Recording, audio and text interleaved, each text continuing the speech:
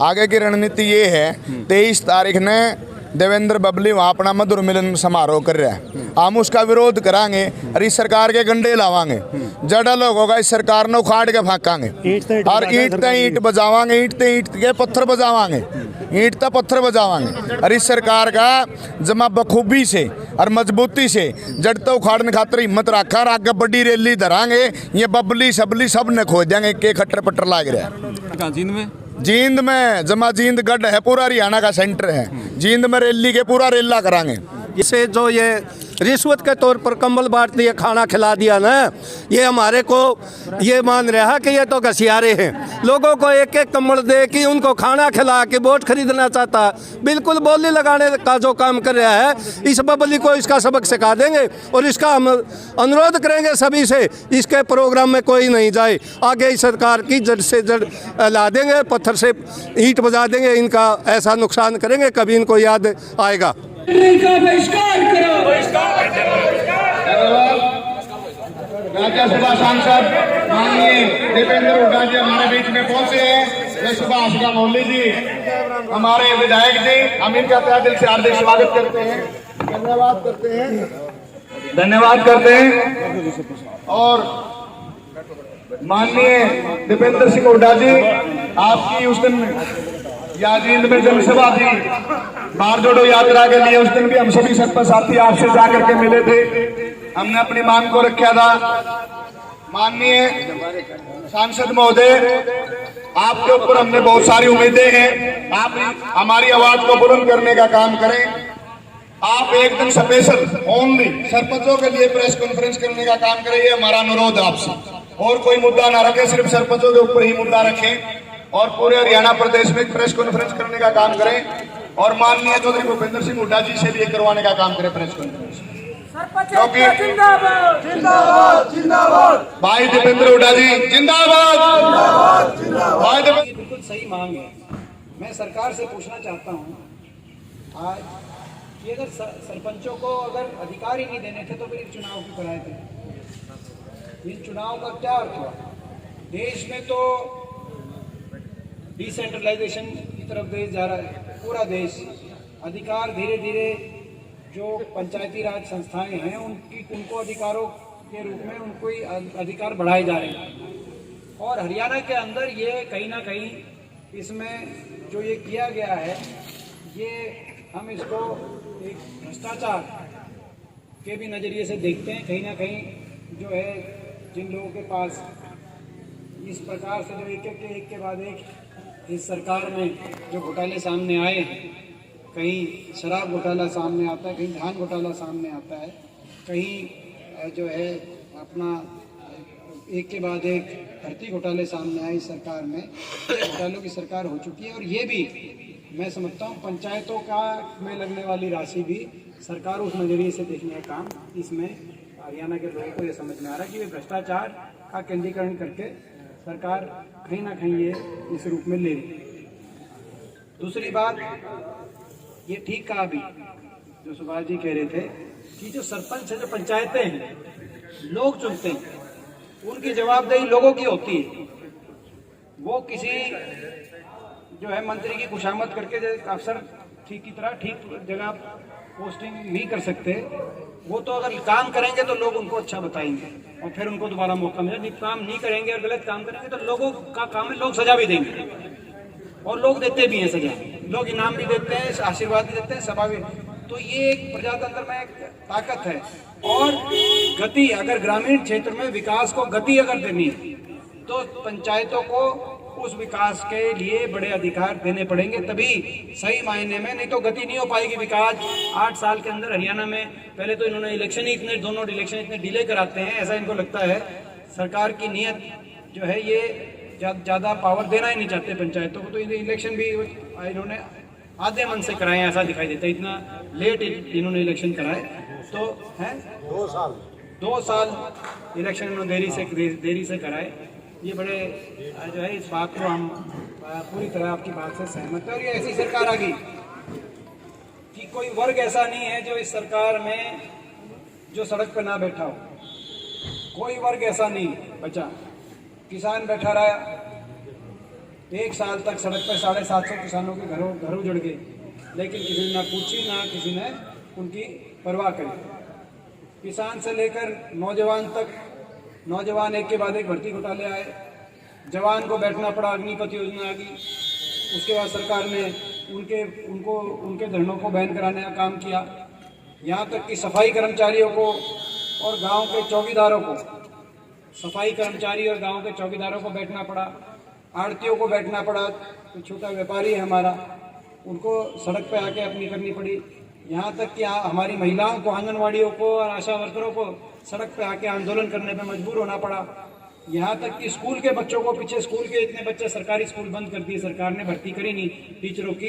प्रदेश के अंदर 250-300 स्कूलों के पे लोग लगा के बच्चों को अपने स्कूलों के आगे धरने पे, और बच्चों से लेकर और बूढ़ों तक बड़े बुजुर्गों को धरनों में बैठना पड़ा। इतनी 5 लाख पेंशन कार्ड कट गई बड़े बुजुर्गों की, या तो अपना जिसकी फैमिली आईडी बना के उसकी इनकम ज़्यादा दिखा के पेंशन कट गई, यहाँ तक कि मृतक भी घोषित होके पेंशन कट गई, और एक उसमें बैठना पड़ा और आंदोलन का नाम दिया कि भाई थारा फूफा जिंदा है। तो कोई ऐसा वर्ग, और अब यहाँ तक कि खिलाड़ियों को भी बैठना पड़ रहा है जंतर मंतर पे। कोई ऐसा वर्ग बचा नहीं। सरपंच थोड़े बहुत बचे थे, सरपंच भी बिठा दिए। छोटी सरकार बड़ी सरकार के सामने धरने बैठी है। हाँ, छोटी सरकार तो सरपंच तो एक काम के विकास के सहयोगी होते हैं सरकार के।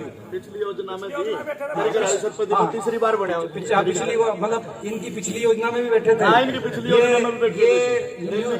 ऐसा दिखता है कि भाई प्रदेश में, हरियाणा में प्रदेश में नागरिक होने की ट्रेनिंग है धरने पे बैठना कि भाई अब सरपंच दोबारा बने हो तो भाई धरने पे बिठाएंगे हैं। थोड़ा बहुत कसर थोड़ी रह रही है मीडिया वालों की रह रही है, इनने भी जल्दी बिठाएंगे, चिंता मत करो आप जो है।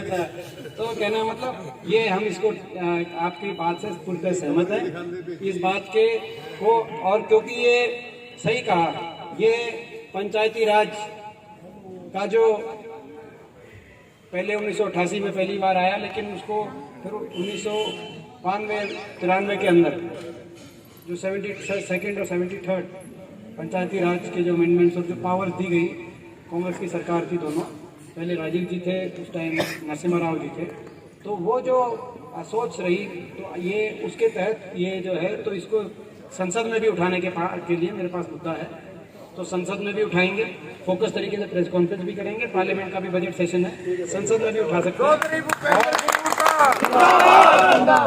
दीपेंद्र सिंह हुड्डा और संसद में भी उठाएंगे, और विधानसभा में भी, जैसे सुभाष जी ने कहा कि विधानसभा में भी मजबूत विपक्ष हरियाणा के अंदर, विधानसभा में पहले हम इसको, मेरे को उम्मीद थी जब आप मिले थे भारत जोड़ो यात्रा की तैयारी के दौरान, जिसमें तारीख कौन सी थी, दिसंबर का टाइम था वो, और उस समय जब मिले थे तो 31 दिसंबर को, 31 दिसंबर में तब ये मान रहे थे कि शायद ये वापस ले लें। थोड़ा सा आपके मन में भी थी और हमारा भी था, चलो देख लो 5-7 दिन, तो ये मगर ऐसा विधायक की रिकमेंड करवाना जरूरी कर। तो ये 3-4 चीजें हैं। एक तो देखो ई टेंडरिंग वाली बात मैंने अभी खुल के कही, मेन वो चीज है कि भाई ई टेंडरिंग और 2 लाख की जो क्योंकि लिमिट है, वो विकास का बहुत बड़ा गतिरोधक है। ग्रामीण क्षेत्र में मेरा सारा जीवन, मेरा यही तजुर्बा है, मैं गांव के अंदर से ही मेरा जो है तजुर्बा है सारे जीवन का, जो है 20 साल मेरे को देश की सबसे बड़ी पंचायत में आप लोग के आशीर्वाद से मुझे मौका मिला है। शायद मेरी आयु में किसी को मौका देश में ना मिला हो इतना। ग्रामीण क्षेत्र में ये बहुत बड़ा, मैं सरकार को कहना चाहता हूँ, बहुत बड़ा विकास का गतिरोधक साबित होने वाला ये कानून साबित होगा। तो इसीलिए इसको बढ़ाएं लिमिट को, और ई टेंडरिंग वाली जो लिमिट है इसको। दूसरी बात, 2-3 और बातें मांग के रूप में आई, जिसमें विधायक वाली रिकमेंडेशन वाली जो बात आई है वो समझ में नहीं आई हमें। क्योंकि उसमें भाई हर तरह का जो सरपंच रहता है उसकी अपनी एक आइडेंटिटी होती है, उसका अपना एक वो होता है, और उसमें कहीं किसी जो है, इसमें तो एक के बाद एक आप उसकी पावर को कम करने वाली बात है। तो हालांकि ये सुभाष जी नाराज ना हो जाए इस बात से, लेकिन ये बात ठीक नहीं है। ये सरपंचों, देखो विधायकों की अलग पावर है, नहीं देखो ये अलग पावर है और सरपंचों की अलग पावर है।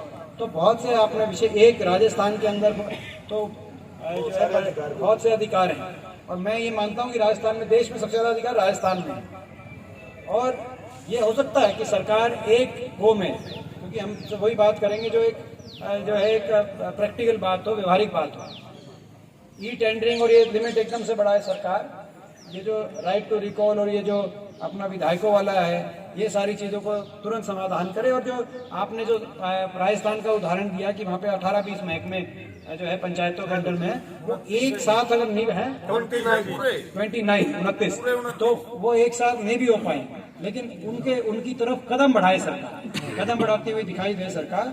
और अगर ये नहीं ये कदम बढ़ाएंगे जो है कभी आपके आशीर्वाद से कांग्रेस पार्टी को मौका मिलेगा तो हम आप सांसद हो, बुरा तो मानिए यार, राइट टू रिकॉल सांसद की भी होनी चाहिए, एमएलए की भी होनी चाहिए, हमारी भी तोड़ो ना। ये सुनो, इसमें एक बात ये बिल्कुल ठीक कही है, ये राइट टू रिकॉल तो क्योंकि वोट तो वही होता है, ये इसमें मेरे को कहने की बात नहीं, मैं तो कहूँगा, तो कह चुका हूँ इस पे भाई, ये वोटर तो वही होता है। अनिल का दुखड़ा ये है जी, हमारा एमपी टोया नहीं पा रहा, हमने गुमशुदगी की रिपोर्ट भी लिखवाई। वो तो कहीं नहीं टोए पा रहे लेकिन ये राइट टू रिकॉल या तो हो सब पे लागू, या तो हो सब पे लागू, और सबसे पहले लागू हो तो सांसदों पे लागू, फिर लागू हो तो विधायकों पे लागू, राइट टू रिकॉल। तो ये राइट टू रिकॉल का क्या मामला है, ये भी हमारी समझ से बाहर की बात है। ये जो है इस तरीके से सरकार, यानी कि कहीं ना कहीं सरकार की मंशा दफा तो जी बोले भाई ये सरपंच पढ़े लिखे हो, एमपी एमएलए तो अनपढ़ बन सके हैं जी, राष्ट्रपति अनपढ़ बन सके, प्राइम मिनिस्टर अनपढ़ बन सके। ये पिछली बार बैठे थे तब बात से और पंगा करे थे, नया पंगा तैयार कर दिया, पाछे ही टेंडरिंग वाला भी करेगा। नहीं ठीक है, सही बात है। और ये तो सारी ट्राई मारे ये ट्राई अगर करनी है सरकार को राइट टू रिकॉल की, तो हरियाणा में कई लोकसभा हल्के हम बता देंगे राइट टू रिकॉल कोशिश करें, मगर ये ट्राई में सरपंच ना लें। तो हमारा ये है कि भाई ये सारे इश्यूज इम्पोर्टेंट है, और मगर जो है जो सरकार तुरंत सरपंचों से बात करके इनका समाधान करे। ई टेंडरिंग 2 लाख की जो डिबेट, इसका तो कोई मायने नहीं। और ये मानदेय की भी बात आई है, तो मानदेय भी सरकार बढ़ाए, और ज़्यादा से ज़्यादा बढ़ाए, ना तो हमको बढ़ाने पड़ेंगे जो हमारी सरकार है। तो ये सारी बातें हैं, सारे सरपंचों को मैं इस बात के नमन करते हैं कि भाई आप बहुत दिनों से इसमें, मेरे ख्याल कितने दिन हो गए जी आपको बैठे हुए? 5 दिन हो गए।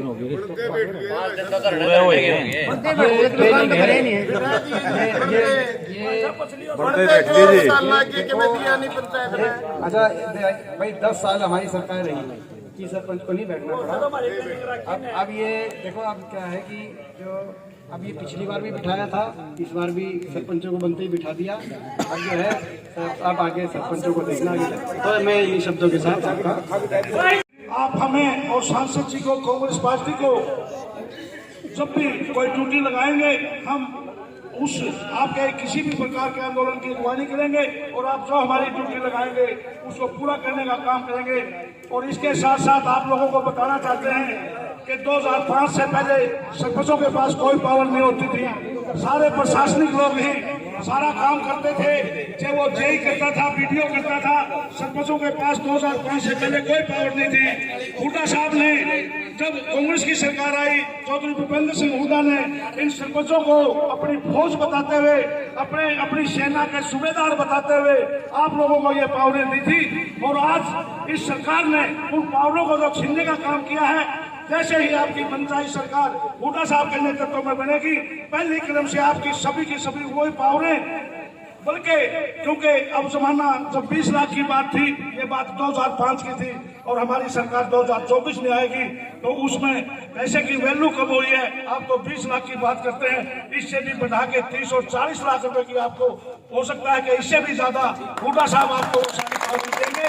और वही उसी प्रकार का रामराज, जिस प्रकार से जब सरपंच जाते थे और दीपेंद्र हुड्डा जी से मिलते थे आप लोग, या हम जनता के नुमाइंदे जाते थे, हम चंडीगढ़ की सेक्रेटरी में या दिल्ली की कोठी में, जिस प्रकार से हम इनको अपना काम दे के आते थे, हम दिल्ली क्रॉस नहीं करते थे, चंडीगढ़ क्रॉस नहीं करते थे, हमारा तो दूर की बात थी, घंटी टन से बाजती थी मोबाइल में 50 लाख, 60 लाख, 1 करोड़। उसी प्रकार से आपको पैसे दिए जाएंगे और आपकी उसी प्रकार से आपका वो रामराज स्थापित किया जाएगा, और हम उन्हें फिर आप लोगों का पूरा समर्थन करते हैं आपकी डिमांडों का। इसमें हम आंदोलन के लिए आप जहां भी हमें बुलाएंगे हम आपके साथ खड़े मिलेंगे। सरपंच भाईचारा एकता जिंदाबाद जिंदाबाद जिंदाबाद, सरपंच एसोसिएशन जिंदाबाद जिंदाबाद जिंदाबाद, ये टेंडरिंग का बहिष्कार करो बहिष्कार करो बहिष्कार करो। बैठ जाए, सरकार से काम नहीं चलेगा, नारे से काम नहीं चलेगा, भाई साहब से काम चलेगा। हमारी मांग को रखेंगे, नारे तो हमने गड़ पड़ा था ना, कई दिन हो लिए। सरकार का कोई अधिकारी हमारे बीच में नहीं आया। भाई साहब, आप हरियाणा प्रदेश के भविष्य हो, आपसे उम्मीद करते हैं। और भाई साहब, आपकी जनसभा जो मैंने बताया था उस दिन भी आपसे सभी सरपंच मिले थे। हम पूरी बड़ी रैली कराएंगे जी जींद में, और ये इसके लिए दबाव बनाओ जी सरकार पर। चाहे आपकी पार्टी ने पूरे डिस्ट्रिक्ट हेडक्वार्टर पर प्रदर्शन करना पड़े, चाहे कोई मतलब प्रेस कॉन्फ्रेंस बिठानी पड़े, लेकिन ओनली सरपंच का मुद्दा हो। भाई साहब, एक हाथ जोड़ के आपके चरणों में विनती है इस बात की।